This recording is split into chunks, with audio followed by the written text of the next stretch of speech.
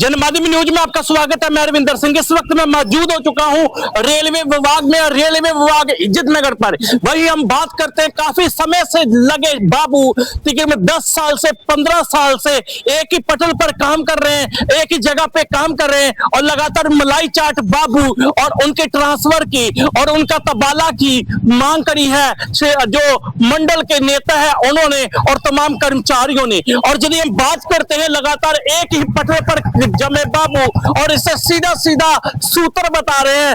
सूत्रों का कहना है कि इनका ट्रांसफर होना चाहिए और बल्कि काफी समय से एक ही पटल पर काम कर रहे हैं। आखिर क्यों नहीं हो रहा है इन लोगों का रेलवे में ट्रांसफर? क्या इतना भ्रष्टाचार बढ़ चुका है कि जो एक ही पटल पर काम कर रहे हैं अधिकारी और एक ही पटल पर काम कर रहे हैं कर्मचारी और इनकी सुनवाई क्यों नहीं? और लगातार लोग जो है कह रहे हैं जिनकी 12 घंटे की ड्यूटी है उनकी 8 घंटे की ड्यूटी क्यों नहीं? वहीं हम बात करते हैं बड़े बड़े जो सरकार वादे कर रही है और कह रही है कि हम बुलेट ट्रेन चलाएंगे, चाहे हम ट्रैक अच्छे करेंगे। वहीं पर हम बात करते हैं इज्जत नगर स्टेशन की, वहां पर कुछ कर्मचारियों की 12 घंटे की ड्यूटी है। वहीं महिला स्टाफ की कब बात करें, महिला स्टाफ भी परेशान है। उन लोगों का भी कहना है कि हमारा जो चीजें हैं वो चेंज की जाए। वहीं तिवारी जी का क्या कहना है, आइए हम जानकारी लेते हैं।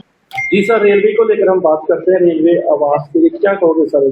पहले तो मैं आपको धन्यवाद देना चाहता हूं कि आपने हमारे कार्यालय पर आए और आज आप हमारी बातों को सुनने के लिए आपके चैनल और आपका सहयोग प्रार्थनीय था और धन्यवाद मैं देना चाहता हूं आपको।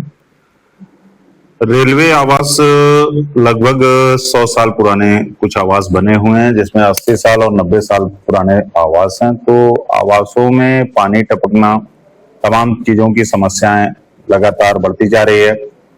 हम लोग लगातार प्रयास कर रहे हैं कि इस बार हम लोगों ने लगभग 300 नए आवासों का अप्रूवल कराया है और बहुत जल्द वह बनना चालू हो जाएंगे।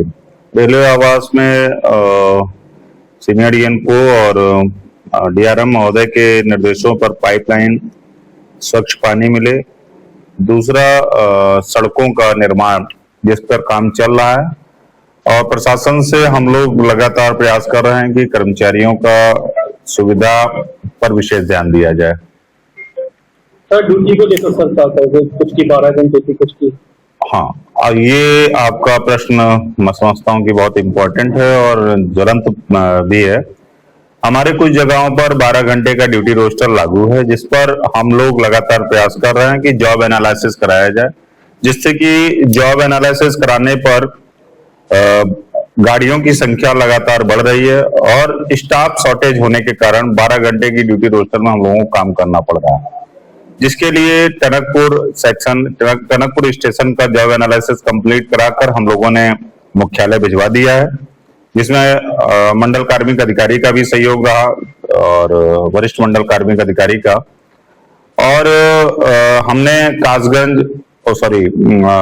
कासगंज सिटी से लेकर बवियाना वगैरह सबका 12 घंटे का ड्यूटी रोस्टर समाप्त करने के लिए जॉब एनालिसिस का काम चल रहा है। रुद्रपुर, काशीपुर, रामनगर, बदायूं, बहेड़ी, तमाम ऐसे स्टेशन हैं, वंदना, तमाम ऐसे स्टेशन हैं जहां पर जॉब एनालिसिस का काम चल रहा है। सुपरवाइजर लेवल पर हम लोगों ने कंप्लीट कर लिया है, अधिकारी लेवल पर काम चालू है और बहुत जल्द उस पर हम लोग सफलता पालेंगे। सबसे बड़ी साथी मैं आपको और आपके चैनल के माध्यम से बता देना चाहता हूं कि आप इस पे सरकार तक ये आवाज जानी चाहिए और जो हमारे पद रिक्त हैं उसको तत्काल प्रभाव से भरा जाए, जिससे कि कर्मचारियों की समस्या का निस्तारण किया जा सके। यह केवल रेल कर्मचारी की समस्या नहीं है, ये एक समस्या भारत की है और आपके पैसेंजर्स की है। अगर ये समस्या का समाधान नहीं होता है तो कभी भी बड़ी घटना हमारे पैसेंजरों के साथ भी हो सकती है। तो मैं चाहूंगा कि हुए और कर्मचारियों की भर्ती की जाए। और महिला कर्मचारियों का यदि बात करें, उनको भी क्या? महिला कर्मचारियों का विभाग परिवर्तन कराने के लिए हम लोग लगातार प्रयास कर रहे हैं, जिसमें कि ट्रैकमैन संवर्ग की महिला साथी एवं लोको पायलट संवर्ग की महिला साथी, जिनका विभाग परिवर्तन कराने के लिए हम लोग अभी मुख्यालय स्तर की स्थायी वार्ता तंत्र के माध्यम से हम लोगों ने बात किया। फिर उसके बाद मंडल रेल प्रबंधक स्तर पर हम लोगों की बात चल रही है कि रेलवे बोर्ड ने जो कंप्लायंस करने के लिए निर्देश जारी किए हैं, जो कंप्लायंस करने के आदेश जारी किए हैं, उस पर तत्काल प्रभाव से रेलवे बोर्ड के लेटर को अविलंब लागू किया जाए, जिस पर काम चल रहा है। सर, भ्रष्टाचार के विषय में हम बात करते हैं। भ्रष्टाचार सर रेलवे में सुना जा रहा है, सूत्र बता रहे काफी, क्या सकता है? भ्रष्टाचार, जहां तक मैं समझता हूं कि आपके चैनल ने बड़ा अच्छा प्रश्न किया है।